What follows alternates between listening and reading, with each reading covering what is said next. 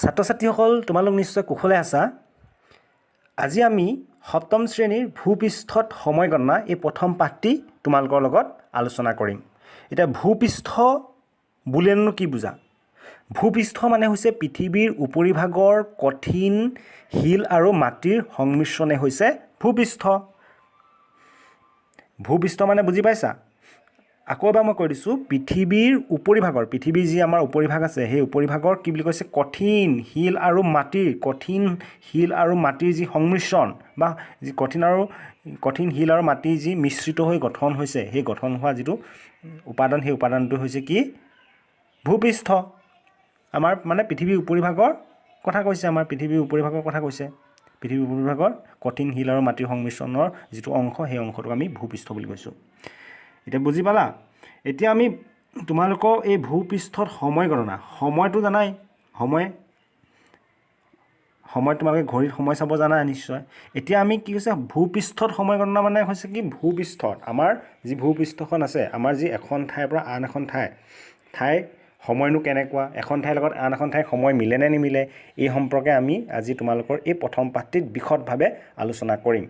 এই পাঠটিৰ ভিতৰলৈ যোৱাৰ আগতে আমি ষষ্ঠ শ্ৰেণীত কিছুমান কথা তোমালোকে থুলমূলকৈ জানি আহিছিলা, আৰু সেই কথাখিনি আমি আজি আকৌ থুলমূলকৈ জানি ল'ম, আৰু এই পাঠটো তেতিয়াহে তোমালোকে সুন্দৰভাৱে বুজিব পাৰিবা। এতিয়া আমি প্ৰথমতে চাব লাগিব কি বিক্ষোভ ৰেখা কাক কয়। আমি প্ৰথমতে বুজি পাব লাগিব যে বিক্ষোভ ৰেখা কাক কয়। তোমালোকে টোকা বহীখন উলিয়াই এই যিটো মই সংজ্ঞা দিছোঁ, এই সংজ্ঞাটো সুন্দৰভাৱে লিখি লোৱা। আমাৰ পৃথিৱীৰ উপৰিভাগত সোঁমাজেৰে পূবা পশ্চিমাকৈ কল্পনা কৰা ৰেখাডালকে বিক্ষোভ ৰেখা বুলি কোৱা হয়। এই সূত্ৰটো, এই সংজ্ঞাটো বুজিব পৰাকৈ মই এখন ছবি তোমালোকক দেখাম, আৰু ছবিখনৰ জৰিয়তে তোমালোকে সুন্দৰভাৱে বুজি পাবা বুলি মই আশা ৰাখিছোঁ। তোমালোকে এই ছবিখন নিশ্চয় দেখিছা। এই ছবিখন, এইখন এখন পৃথিৱী বুলি ধৰি লৈছোঁ, এইখন পৃথিৱী, আৰু ইয়াক পৃথিৱীখনক আমি কি কৰিছে, পূব পশ্চিম কোনফালে হয় আমি নামাংকন কৰি লৈছোঁ। আমি এইটো পূব দিশ বুলি ধৰিছোঁ, এইটো পূব, মই ভালকৈ লিখিব পৰা নাই, তোমালোকে এইটো পূব বুলি ধৰি লৈছোঁ, আৰু এইফালে হ'ব পশ্চিম, তাৰপৰা উত্তৰ কোনফালে হ'ব? উত্তৰ হ'ব এইফালে, এইটো দিশ, এইটোত হ'ব উত্তৰ। আখৰকেইটা মই ভালকৈ লিখিব পৰা নাই, তোমালোকে বুজি পাব বুলি আশা ৰাখিছোঁ। এইফালে উত্তৰ, এইফালে কি দেখিছোঁ? এইফালে দক্ষিণ, দন্তীয়া দ বুলি লিখি দিছোঁ, এই তলৰ চাইডে দক্ষিণ। এতিয়া আমি পৃথিৱীখনক কেনেকৈ ভাগ কৰি লৈছোঁ? পূব, পশ্চিম, উত্তৰ, দক্ষিণ, এনেকৈ ভাগ কৰি লৈছোঁ। এতিয়া আমি বিক্ষোভ ৰেখা কোনডাল আমি চিনাক্ত কৰিম। এতিয়া বিক্ষোভ ৰেখা কোনডাল? আমাৰ পৃথিৱীৰ উপৰিভাগৰ সোঁমাজেৰে পূবা পশ্চিমাকৈ কল্পনা কৰা ৰেখাডালকে বিক্ষোভ ৰেখা বুলি কোৱা হৈছে। আমাৰ পৃথিৱীৰ উপৰিভাগ বুলি কওঁতে কোনটো কৈছে? এই উপৰিভাগটো, এইটো কথা কৈছে, এইটো উপৰিভাগ। পৃথিৱীৰ উপৰিভাগৰ কি কৈছে? উপৰিভাগৰ সোঁমাজেৰে, পৃথিৱীৰ উপৰিভাগত আমি সোঁমাজেৰে, এই সোঁমাজটো কোনটো? এইটো সোঁমাজ বুলি কোনটো কৈছোঁ? এইটো পাৰ্টক আমি সোঁমাজ বুলি কৈছোঁ, হয় নাই?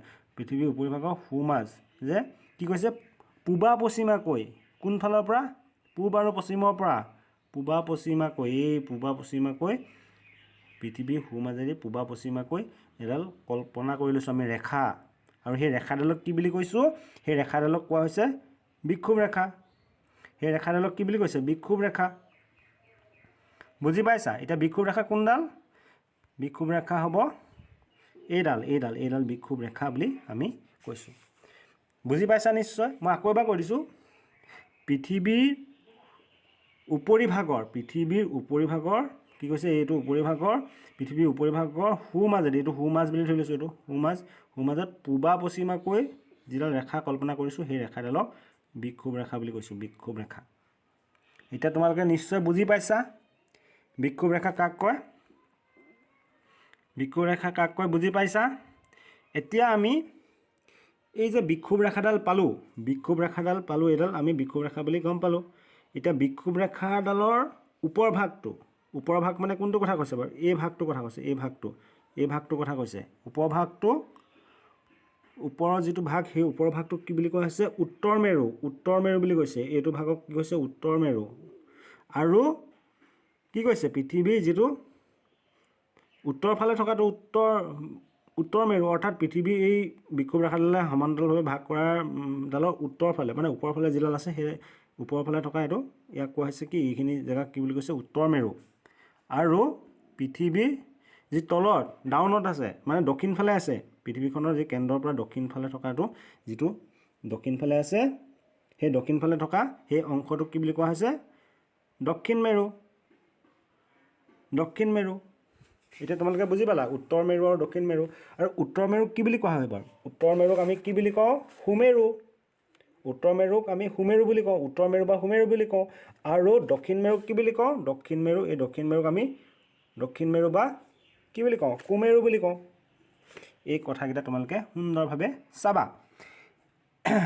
এতিয়া আমি ইয়াত কি বুজি পালোঁ এতিয়া আমি বিক্ষোভ ৰেখাডাল গম পালোঁ আৰু লগে লগে কি গম পালোঁ লগে লগে আমি গম পালোঁ যে বিক্ষোভ ৰেখাডালে আমাৰ পৃথিৱী কি হৈছে পূবা পশ্চিমাকৈ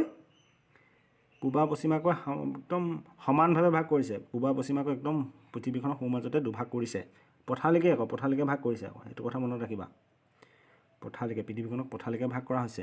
আৰু ওপৰ ভাগটোক কি বুলি কৈছে ওপৰ ভাগটো উত্তৰ মেৰু আৰু তলৰ ভাগটোক দক্ষিণ মেৰু বুলি কৈছে। বুজি পালা? বিক্ষোভ ৰেখা তোমালোকে নিশ্চয় বুজি পালা। এতিয়া আমি অক্ষৰেখালৈ আহোঁ। অক্ষৰেখা কাক কয় বাৰু এইটো সংজ্ঞাটো তোমালোকে লিখি ল'বা বহীত লিখি ৰাখিবা তোমালোকৰ টোকা বহীত লিখি ৰাখিবা। অক্ষৰেখা মানে হৈছে কি বিক্ষোভ ৰেখাৰ সমান্তৰালকৈ দুই মেৰুৰ পিনে কল্পনা কৰা বৃত্তাকাৰ ৰেখাসমূহে হৈছে অক্ষৰেখা। এইটো তোমালোকে সুন্দৰভাৱে বুজি পাব পৰাকৈ মই এখন ছবি তোমালোকক ধুনীয়াকৈ বুজাই দিম। এই ছবিখন দেখিছা এইখন এখন পৃথিৱী বুলি ধৰি লৈছোঁ হয়নে নহয় এইখন পৃথিৱী। আৰু ইয়াত আমি বিক্ষোভ ৰেখা কোনডাল পাইছিলোঁ পৃথিৱীৰ সোঁমাজেদি কল্পনা কৰা যিডাল ৰেখা এইডাল বিক্ষোভ ৰেখা বুলি পাইছিলোঁ। এইডাল ৰেখা এইডাল ৰেখাক আমি বিক্ষোভ ৰেখা পাইছিলোঁ হয়নে নহয়। এতিয়া সংজ্ঞাটোত কি বুলি কোৱা হৈছে বাৰু আমাৰ যিটো অক্ষৰেখা সংজ্ঞা তাত কোৱা হৈছে কি বিক্ষোভ ৰেখা এই বিক্ষোভ ৰেখাডালৰ সমান্তৰালকৈ মানে বিক্ষোভ ৰেখাডালক সমানভাৱে মানে এনেকৈ পথালিকে বিক্ষোভ ৰেখাডালক মানে সমান্তৰালভাৱে এনেকৈ যিবোৰ ৰেখা আছে উত্তৰ মেৰুটো আছে আৰু দক্ষিণ মেৰুটো আছে। পৃথিৱীখনৰ উত্তৰ মেৰুটো আছে দক্ষিণ মেৰুটো আছে। কোনডাল ৰেখা সমান্তৰালভাৱে আছে বিক্ষোভ ৰেখাডাল। এই বিক্ষোভ ৰেখাডালৰ সমান্তৰালভাৱে আছে মানে সমানভাৱে আছে। বিক্ষোভডালৰ ৰেখাডালৰ লগে লগে আছে মানে এনেকৈ থকা যিখিনি ৰেখা আমি কল্পনা কৰা আকৌ ৰেখাবিলাক এইবিলাক আমি পৃথিৱীখনক এনেকৈ ভাগ কৰি থকা নাই আকৌ এইডাল কল্পনা কৰি থকা ৰেখা মনত ৰাখিবা। কল্পনা কৰা এই ৰেখাডালেই হৈছে এই ৰেখাবোৰে হৈছে কি বাৰু এই ৰেখাবোৰে হৈছে অক্ষৰেখা। এই তোমালোকে ধুনীয়াকৈ দেখিছা নহয় এইবোৰ যে পথালিকে আছে যে যিবোৰ ৰেখা আছে সেই ৰেখাবোৰে হৈছে অক্ষৰেখা। এতিয়া সুন্দৰভাৱে বুজি পালা চাগে। যদি বুজি পোৱা নাই তোমালোকে ভিডিঅ'টো আকৌ চাবা কেইবাবাৰো চাবা তেতিয়াহে সুন্দৰভাৱে বুজি পাবা। এই কল্পনা কৰা কিমানডাল অক্ষৰেখা আছে জানানে ইয়াত 180ডাল অক্ষৰেখা আছে গোটেইখিনি এনেকৈ কল্পনা কৰা কিমানডাল ৰেখা আছে আমাৰ পৃথিৱীত 180ডাল এনেকৈ অক্ষৰেখা কল্পনা কৰা হৈছে। এইটো কথা মনত ৰাখিবা। তোমালোকে বিক্ষোভ ৰেখা বুজি পালা অক্ষৰেখাও বুজি পালা। এতিয়া অক্ষাংশনো কি আমি সেইটো কথা আমি এতিয়া বুজিবলৈ চেষ্টা কৰিম। অক্ষাংশ মানে হৈছে প্ৰতিডাল অক্ষৰেখা মান বা জোখক অক্ষাংশ বুলি কোৱা হয়।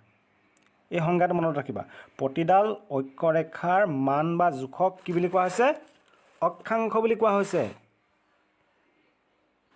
এই সংজ্ঞাটো বুজিবলৈ বা কোনো এখন ঠাইৰ অক্ষাংশনো কেনেকৈ নিৰ্ণয় কৰা হয় সেইটো আমি বুজিবৰ কাৰণে আমি এখন ছবি চাম আৰু এই ছবিখন তোমালোকক মই দেখাম আৰু সেই ছবিখনৰ পৰা এই ছবিখনৰ জৰিয়তে অক্ষাংশনো কি এই সম্পৰ্কে আমি জানিবলৈ চেষ্টা কৰিম। এতিয়া অক্ষাংশ মানে কি আছিলে সংজ্ঞাটোৰ মতে অক্ষাংশ আছিলে প্ৰতিডাল অক্ষৰেখাৰ মান বা জোখক অক্ষাংশ বুলি কোৱা হয়। প্ৰতিডাল অক্ষৰেখা কোনবোৰ এইবোৰ অক্ষৰেখা এই অক্ষৰেখাকেইডালৰ মান বা জোখ কিমাননো জোখৰ হয় সেই জোখটো হৈছে অক্ষাংশ। এতিয়া আমি জোখটো কেনেকৈ নিৰ্ণয় কৰা হয় সেইটো জানিব লাগিব। প্ৰথমতে আমি জানিব লাগিব কি এই যে ইকুৱেটৰ মানে হৈছে বিক্ষোভ ৰেখাডাল সদায় 0 ডিগ্ৰী হয় আৰু বিক্ষোভ ৰেখাডালৰ যিটো কেন্দ্ৰডাল এইডাল হ'ব হয়নে নহয়। কেন্দ্ৰডাল বিক্ষোভ ৰেখাডাল এনেকৈ ঘূৰিহে থাকিব এইডাল এনেকৈ ঘূৰি থাকিব লাগিব আৰু বিক্ষোভ ৰেখাডাল এনেকৈ ঘূৰি থাকিব লাগিব। ইয়াত কেন্দ্ৰ হ'ব এইটো হয়নে নহয় বিক্ষোভ ৰেখাডালৰ কেন্দ্ৰ হ'ব সেইটো। আৰু কি হৈছে কেন্দ্ৰৰ পৰা এইটো উত্তৰ ফালে এইটো 90 ডিগ্ৰী কোণ হয় সদায় 90 ডিগ্ৰী 90 ডিগ্ৰী 90 ডিগ্ৰী এইফালে 90 ডিগ্ৰী। এতিয়া কোনো এখন ঠাইৰ যেতিয়া আমি অক্ষাংশ উলিয়াব লাগিব, অক্ষাংশ উলিয়াবলৈ হ'লে মানে কি কৰিব লাগিব, এই কোণমান যন্ত্ৰটো আমি ইয়াত বহাই দিব লাগিব। আৰু এইটো হৈছে আমাৰ কেন্দ্ৰ, হয় নাই, পৃথিৱীখনৰ কেন্দ্ৰ বা কেন্দ্ৰ। এতিয়া এই বিক্ষোভ ৰেখাডালৰ পৰা এইটো আমি টানি দিলোঁ কেন্দ্ৰলৈ এটা বিন্দু টানি দিলোঁ। টানি দিয়াৰ পিছত কি হ'ল, এতিয়া আমি কোনোখন ঠাই, এতিয়া ছাপ'জ এই ঠাইখনৰ অক্ষাংশ উলিয়াবলৈ হ'লে কি কৰিব লাগিব, এনেকৈ দি এইটোলৈ এটা ইয়ালৈ টানি দিলোঁ। আৰু এইটো যিটো কোণৰ সৃষ্টি কৰিছে সেই কোণটো হ'ব কি ঠাইখনৰ অক্ষাংশ মান। এইটো কিমান ডিগ্ৰী কোণ কৰিছে এই ঠাইডোখৰ, এই পৃথিৱীৰ উপৰিভাগৰ যিডোখৰ ঠাই থাকিব সেই ঠাইডোখৰ কিমান ডিগ্ৰী কোণ কৰিছে, 30 ডিগ্ৰী কোণ কৰিছে। গতিকে 30 ডিগ্ৰী কোণ কৰাৰ লগে লগে কি হ'ব, ঠাইডোখৰ অক্ষাংশ হ'ব 30 ডিগ্ৰী। উত্তৰ আমাৰ এইডাল অক্ষৰেখাডালৰ উত্তৰে থকাৰ কাৰণে কি হ'ব, উত্তৰে থকা হ'লে মানে আমি তাক উত্তৰ অক্ষাংশ বুলি ক'ম। আৰু যদি এইফালে নিৰ্ণয় কৰিবলগীয়া হয় তেতিয়াহ'লে কি হ'ব, দক্ষিণ ফালে হ'লে মানে দক্ষিণ অক্ষাংশ বুলি ক'ম। এতিয়া বুজি পাইছা? এই যে আমি ঠিক সেইদৰে 30 ডিগ্ৰী পালোঁ। আকৌ যদি আমি ওপৰত এই ঠাইডোখৰ মান যদি নিৰ্ণয় কৰিবলগীয়া হয় তেতিয়াহ'লে কি পাম, তেতিয়াহ'লে এইডোখৰ ঠাইৰ মান 60 ডিগ্ৰী। ঠিক সেইদৰে এনেকৈ এইফালে যাব, হয় নাই, এইফালে গ'লে মানে এইডালৰ মানো আমি 60 ডিগ্ৰীয়ে পাম।